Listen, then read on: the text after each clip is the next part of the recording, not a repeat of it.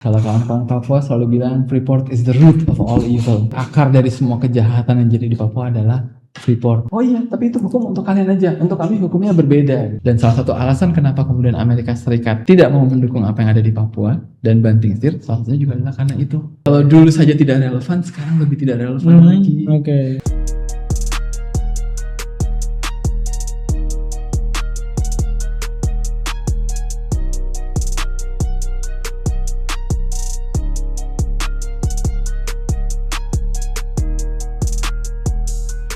Secara threat, secara ancaman, potensinya seberapa besar sih? Untuk saat ini sebenarnya asesmen kami lebih rendah. Karena secara ideologi agak sedikit nggak laku di saat ini. Ini untuk generasi muda yang tadi Generasi itu? muda, betul. Oke. Karena kalau generasi tuanya kan cenderung konservatif dia. Bergesernya agak sedikit ke kanan. Itu baik yang di Papua maupun yang ada di luar Papua? Ya, untuk generasi tuanya, betul. Di dalam Papua pun juga konservatif. Mereka lebih ke arah adat, mereka lebih ke arah, kami arahnya begini. Kalau Kami generasi harus mudanya siap. yang di Papua dengan yang di luar Papua? Kalau generasi mudanya, untuk yang di dalam Papua lagi, yang paling militannya itu cenderung agak-agak kiri sedikit. Tapi kiri sedikit lah. Iya. Dari retorika semuanya kita bisa jadi agak kiri sedikit. Tapi pada saat turun ke jalanan, itu tidak begitu tercermin. Oke. Nah, terus kita tahunya dari mana itu menjadi ancaman atau enggak? Sebenarnya sudah dirumuskan dari dulu tuh, dari sekitar tahun 2020 tuh, berarti 6 tahun yang lalu ya. Kita sudah bilang kalau untuk melihat dia itu appeal-nya bagus atau enggak, dilihat aja kalau mereka lagi foto, lagi apa, ini struktur organisasi kami, ini rapat akbar kami gini, dilihat aja. Kalau sebagian besar memang masih full OAP saja dan tidak ada kelompok-kelompok tengahnya, jadi orang-orang yang pendatang generasi kedua atau orang yang full orang dari luar Papua yang ikut mendukung mereka, berarti appeal ideologisnya itu rendah sekali. Oke. Jadi ideologinya nggak laku, kasarnya seperti itu. Nah, ini menyoroti yang muda-mudanya ya terutama ya. Nah, yang kami perhatikan adalah mereka tidak bisa melihat sejarah secara objektif. Mereka lupa kalau dulu ideologi ini relevan sekali. Kenapa? Karena tahun 1960-an itu kelompok yang paling gencar untuk memerdekakan negara-negara dan bangsa adalah kelompok kiri. Karena kita pun dulu juga di Indonesia 1920, 1930 itu memang kelompok kirinya juga aktif dan militan. Itu dulu historis, ya kan. Jadi untuk sekarang mereka ambil ideologi kiri, tapi target yang memerdekakan negara udah nggak relevan lagi. Karena dulu itu sangat spesifik untuk masa itu. Yang pertama itu. Yang kedua adalah mereka juga gagal membaca kekuatan-kekuatan hegemonik yang ada. Ini nomor satu di Amerika Serikat sendiri. Begitu mereka melihat seperti itu, dulu di 1960-an, pergerakan kirinya itu untuk civil liberties, dan jadi kalau dulu kelompok-kelompok kulit hitam di Amerika Serikat juga memperjuangkan hak-hak politiknya, itu juga dianggap ancaman oleh Amerika Serikat. Dan salah satu alasan kenapa kemudian Amerika Serikat tidak mau mendukung apa yang ada di Papua dan banting setir, salah satunya juga adalah karena itu. Nah, jadi hal-hal yang seperti itu mereka sepertinya secara geopolitik kelompok-kelompok diplomasi di luar maupun yang muda di dalam belum bisa membaca. Yang kami perhatikan seperti itu. Iya. Nah, kalau dia salah membaca, ya langkahnya pun biasanya salah dan kita hanya perlu diam saja menunggu dia mempreteli diri sendiri. Iya.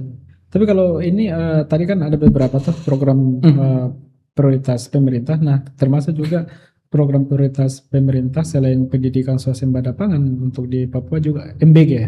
MBG. Nah, seperti apa kalau misalnya kita tarik program MBG di Papua? Kalau program MBG pastinya challenging sekali ya, karena bukan cuma di Papua saja, di lokasi-lokasi lain pun juga terkadang ada koreksi dan kritisi yang cukup kencang ya. Untuk di Papua sendiri, permasalahan logistik itu kan juga harus dipertimbangkan, nomor satu itu. Jadi apakah bisa berjalan seperti di tempat-tempat seperti Jawa? Saya belum tahu. Apakah bisa seperti itu? Kemungkinan besar tantangannya lebih besar. Nomor satu. Yang kedua adalah permasalahan uang. Kalau nanti anggaran negara ini mulai terkuras untuk hal-hal lainnya atau terimbas dari apa yang terjadi di dunia internasional sana, kita juga harus memikirkan kemudian gimana ini. Iya. Apakah harus di scale back atau bagaimana? Tapi kan artinya MBG ini salah satu daerah yang kemudian untuk memerlukan itu kan Papua. Iya. Walaupun sebenarnya kita lihat secara geografis itu memang sangat challenging. karena ya tahu seperti apa geografi yang ada di Papua, jadi akses itu pun juga nggak berjalan dengan baik gitu.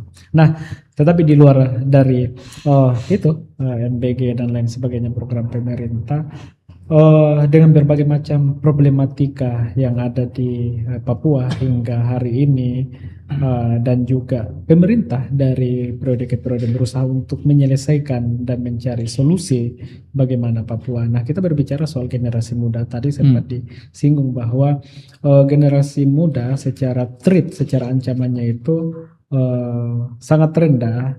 Nah, tetapi kan walaupun itu sangat rendah kan bisa menjadi besar ketika ini nggak terkelola dengan baik ataupun apa yang kemudian menjadi akar gerakan mereka itu nggak bisa diselesaikan. Nah, ini kan kita dalam konteks berbicara soal NKRI, Negara Kesatuan Republik Indonesia. Bagaimanapun Papua adalah NKRI, Papua harga mati bagian kesatuan, satu kesatuan dengan wilayah-wilayah Indonesia dari Sabang sampai Merauke sampai Papua lah itu. Nah, kira-kira bagaimana nih solusi untuk generasi muda khususnya yang kemudian masih terindoktrinisasi histori lama yang masih mereka pegang, bagaimana untuk ini bisa tercerahkan? Oke, kalau dari saya sih nomor satu ya, coba ya kawan-kawan yang muda itu ya betul dibaca sejarahnya. Sejarahmu sendiri itu coba kamu baca dan dilihat sebenarnya apakah memang ada yang perlu diluruskan atau memang semua sejarah seperti itu. Memang semua sejarah seperti itu. Apakah karena memang sebagian besar mengenal sejarah hanya dari cerita ke cerita. Ya. Indoktrinasi. Di ini dunia pendidikan SD, SMP, SMA di sana? Pastinya juga ada, cuman kan kalau kualitas pendidikan terutama sampai ke daerah paling terpencil itu kan juga kualitasnya berbeda. Jadi yang muda tuh bayangan saya bukan yang muda SD SMP ya, tapi kayak sudah di tataran lulus SMA sudah menjadi mahasiswa atau apa, itu mereka harus mulai baca sendiri sejarahmu dan lihat dan carilah kebenaran dan kamu tanya kenapa hal-hal itu terjadi. Hal itu terjadi bukan karena ada konspirasi dari Indonesia dan Amerika, enggak. Itu memang terjadi karena memang politik internasionalnya seperti itu. Iya. Dia bilang misalkan ada yang komplain, Mas, masa hanya 1022, 1025, 1026 orang aja yang di ini. Itu kan nggak fair dan mereka pun dalam ancaman. Oh iya, memang betul memang seperti itu. Kalau dalam sejarah manusia itu mereka akan, kalau kawan-kawan Papua bilangnya pilihan yang dipaksakan di depan todongan senapan itu kan sebenarnya bukan pilihan, Mas. Ya, kalau jawaban saya enggak.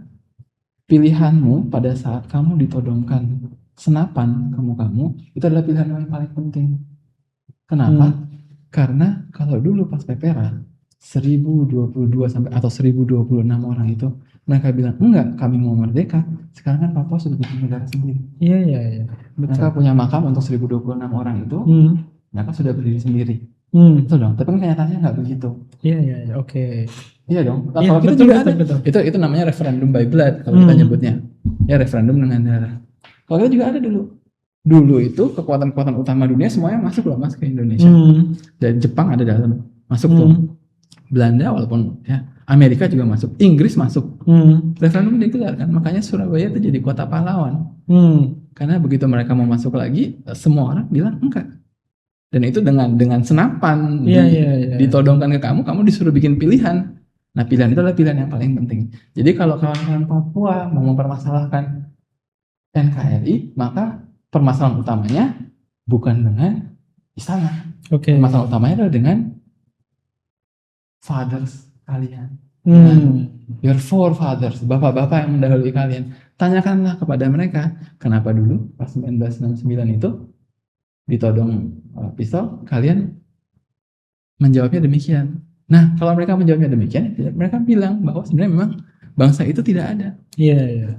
Ibaratnya kalau orang melahirkan, bangsa itu lahir, bangsa Indonesia lahir di Surabaya kan. Ya, Hari pahlawan, ada darahnya, betul. lahirlah bangsa di situ. Bangsa Papua tidak lahir, Oke. dia lahir sudah biru, jadi mati. Stillbirth kalau istilahnya orang mereka, stillbirth. Nah kemudian elit-elit yang selalu mempermasalahkan sebenarnya kan intinya hanya mereka mencoba membawa dan mereka bilang. Dan itu aja. Kenapa? Dan itu aja orangnya. Ya, sepertinya itu saja karena regenerasinya agak-agak tidak baik mereka. Jadi kurang terjadi regenerasi yang baik kalau dari kelompok mereka. Nah, jadi sebenarnya kan mempermasalahkan PPRA, kemudian intinya mereka hanya bilang gini, ya oke, ada bayi NKRI ini, ada juga bayi West Papua nih. Tapi bayi West Papua itu dia stillbirth. Pada saat lahir betul kelahirannya digagalkan, ya kan? Kemudian dia sekarang menuntut apa yang kamu punya sekarang dibagi 2, ya kan? Intinya kan itu. Dia bilang bayi yang itu kamu bagi 2, setengah-setengah biar adil. Intinya kan itu argumentasi utamanya. Nah kemudian dari Indonesia ya dengan segala macam kita memberi konsesi. Jadi menurut saya secara moral sisi Indonesia itu ada di sisi yang lebih tepat secara moral. Iya. Dan secara historis juga lebih masuk akal karena memang seperti itu. Begitu Mas. Iya. Yang kita harapkan bagaimana indoktrinisasi terkait dengan histori lama yang kemudian sudah tidak relevan lagi hari ini, bagaimana untuk generasi muda Papua tanpa terkecuali itu berbicara soal NKRI yang Masnya tadi sampaikan itu sangat-sangat relevan gitu lah. Ya. Tapi kalau kita mau meminta itu, kita juga harus siap untuk mereka membicarakan NKRI dengan ada yang kurang menyenangkan dan harus legowo. Dan itu harus legowo. Betul. Jadi kalau mereka mengkritisi ini ya mungkin ada benarnya, harus kita catat, harus diperbaiki juga. Resiko kita seperti itu. Tapi kembali untuk kawan-kawan Papua, terutama yang selalu kembali lagi ke sejarah, coba betul dicek itu literaturnya seperti apa. Karena kalau saat ini yang utama mendalami hal itu kan hanya ada beberapa intelektual aja yang saya perhatikan. Paling nama-namanya itu lagi, karya-karyanya juga hanya 1-2 buku itu lagi. Gitu. Kalau pimpinan diplomasi mereka di sana selalu bawa bukunya itu kemana-mana, itu buku kesukaan dia. Dan itu nggak mengalami perkembangan, itu aja yang kemudian jadi pegangan. Itu aja terus betul. Jadi sementara dunia ini semakin mengalami perubahan. Betul. Papua dulu beda dengan Papua hari ini. Betul. Kalau dulu saja tidak relevan, sekarang lebih tidak relevan lagi.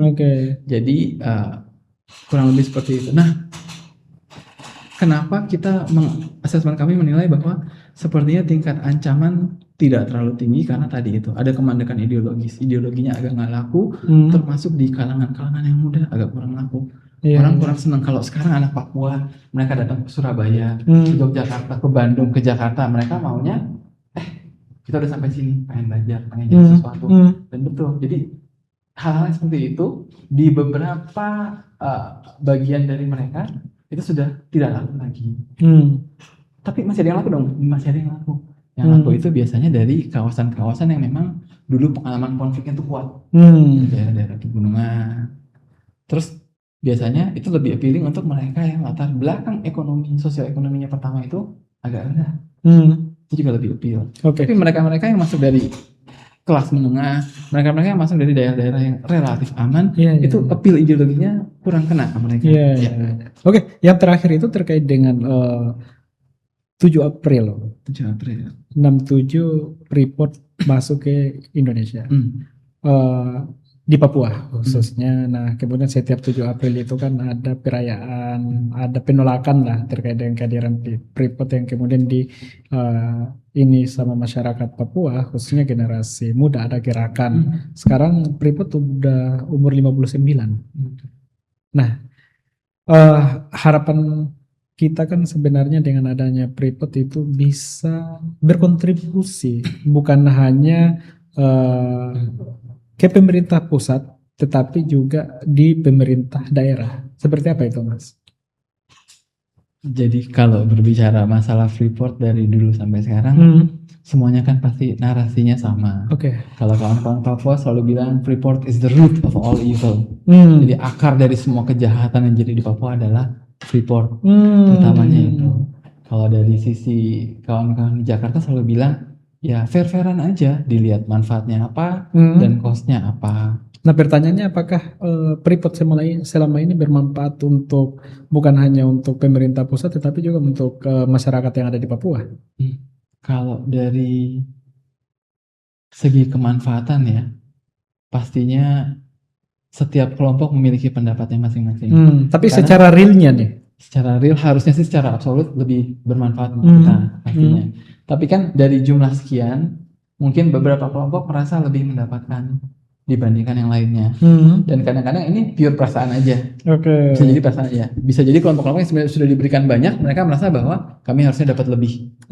Jadi sebenarnya kadang-kadang masalah utama dari kritik-kritik terhadap Freeport lebih ke arah entitlement. Jadi mereka merasa berhak. Oh, karena saya di sini harusnya saya yang lebih berhak dibandingkan yang lain-lainnya. Nah, sedangkan dari sisi pemerintah kan pemerintah maunya oke, ini sumber daya nasional harusnya memberikan manfaat secara lokal juga, provinsional juga, tapi secara nasional juga. Nah, biasanya tensinya munculnya hanya di sana-sana aja. Tetapi apakah misalnya Freeport ini kan sebuah perusahaan, walaupun per hari sampai hari ini kita sudah memiliki saham sebesar 61%. 51 sampai 60, iya. 61% lah. Nah, kan banyak juga informasi yang mengatakan bahwa Freeport berkontribusi pada pendidikan kesehatan masyarakat Papua. Nah, seperti apa itu, Mas? Maksudnya, Freeport ini adalah salah satu yang dikatakan sebagai akar masalah dari gerakan yang ada di Papua, tetapi di sisi lain ternyata ada informasi Freeport ini berkontribusi besar juga terhadap masyarakat Papua, khususnya yang ada di sekitar aktivitas Freeport.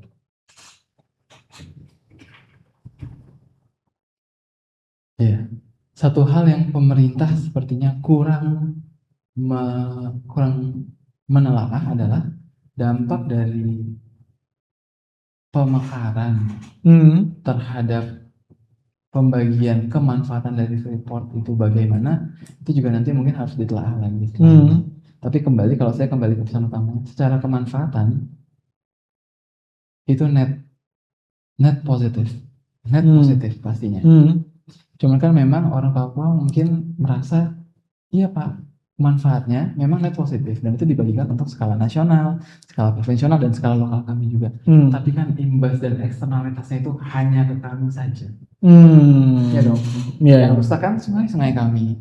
Yang nggak bisa ngambil air bersih kan dari kami. Minimal itu dipertimbangkan. Jadi menurut saya net positif, tapi memang harus ada elemen-elemen redistribusi yang ditujukan untuk menangani eksternalitas itu. Karena eksternalitas full yang menanggung memang hanya orang-orang lokalnya saja. Ya dong, kalau saya kan di Jakarta nggak pernah merasakan tuh dan sebagainya, nggak pernah. Jadi ya harus ada yang diakomodasi sedikit di situ. Nah, sekarang juga kan provinsinya juga sudah bergeser-geser ya. Kalau dulu kan Freeport untuk semuanya tuh, semua orang Papua berhak menuntut kemanfaatan. Tapi kalau sekarang dengan provinsinya terbagi-bagi, nah Freeport manfaatnya harus dibagi apa? Apakah orang yang di Jayapura juga dapat, atau hanya di Nabire, di kami saja? Yang di Sorong gimana? Juga kemanfaatan? Merauke gimana? Itu kan juga diskusi panjang tuh. Kita kan berharap bahwa Freeport yang kemudian yang dikatakan tadi sebagai akar masalah, bagaimana itu bisa dijadikan sebagai sumber pemanfaatan yang dirasakan oleh masyarakat yang ada di Papua, khususnya yang berada di sekitar wilayah aktivitas pertambangan.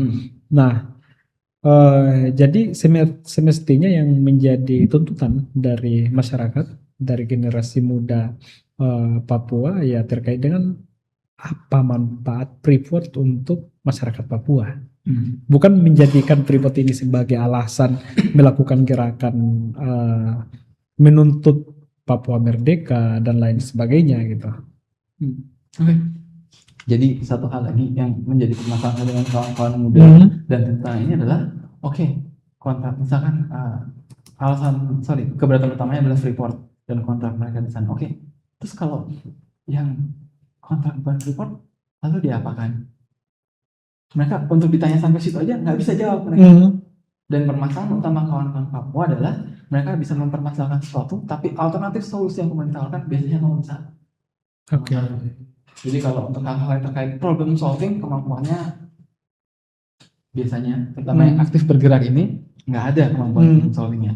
Pada saat melihat sejarah, itu critical thinkingnya nggak ada. Mereka nggak pernah berpikir secara kritis, kenapa posisi kita jadi seperti ini? Dulu kesalahan kita apa? Mereka nggak merasa bersalah. Mereka nggak merasa dulu mungkin orang-orang sebelum mereka salah mengambil langkah, salah geopolitik, salah diplomasi, nggak ada. Jadi buat mereka adalah kami benar, kami korban. Kamu salah, kamu bertanggung jawab. Jadi rasa entitlement itu cukup tinggi. Itu yang menjadi masalah dan kadang-kadang membuat mereka susah untuk maju. Secara pikiran terperangkap di masa lalu, nggak bisa memikirkan masa depan. Secara pikiran berfokus pada menolak apa yang ditawarkan oleh pemerintah, tapi kemudian tidak bisa menawarkan kalau gitu kami mintanya ini. Ya kamu menolak Freeport, terus mintanya apa? Mintanya apa? BUMN dari China, disuruh dari Tiongkok disuruh masuk. Ya kamu minta apa? Itu pun mereka nggak bisa. Jadi lepas dari tuntutan itu, horizonnya itu nggak ada, Mas. Nah itu yang menjadi masalah utama untuk kawan-kawan yang sangat militan dan hiperkritikal terhadap pemerintah. Bukan berarti pemerintah sempurna, cuman ada beberapa gap logika mereka yang sampai sekarang saya kalau melihat kok ini amat gitu. Dan dari dulu sampai sekarang seperti itu terus. Oke.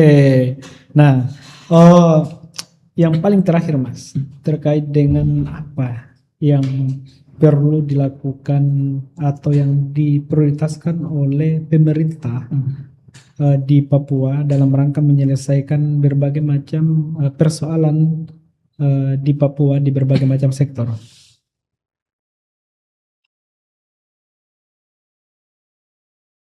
Kalau dari saya kembali lagi ke asesmen utama saya.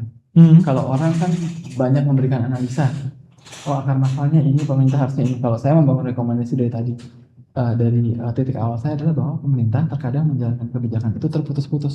Kebijakannya bagus, cuman kadang-kadang tidak tersambung dari satu pemimpin ke pemimpin lain. Nggak sustain, betul. Saran saya adalah seharusnya itu semuanya tetap disustain, walaupun skalanya boleh dikecil-kecilkan. Saya kasih contoh misalnya. Dari yang paling penting ya, kebijakan pertahanan keamanan. Kita harus ingat dan harus mengakui juga bahwa pemerintah saat ini ada kemajuannya.